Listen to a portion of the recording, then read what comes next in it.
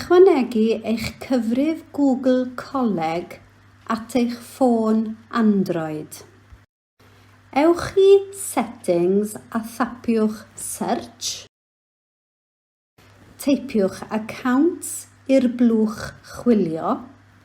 Gan ddibynnu ar eich ffôn, efallai byddwch yn gweld Accounts neu Users and Accounts neu Manage Accounts. Dewiswch yr opsiwn sydd gan eich ffôn. Sgroliwch i lawr i Plus Add Account. Dewiswch Google. Efallai cewch eich annog i ddilysu pwy ydych chi nesaf.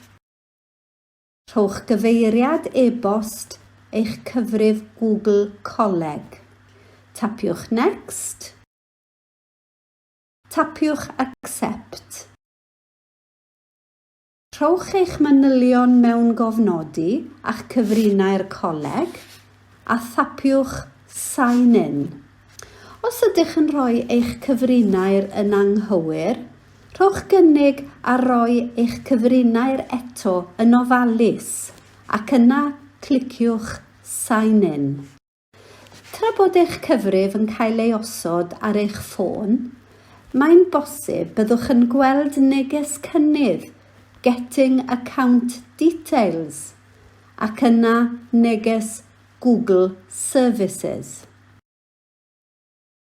Nawr gallwch welywio yn ôl i sgrin hafan eich ffôn.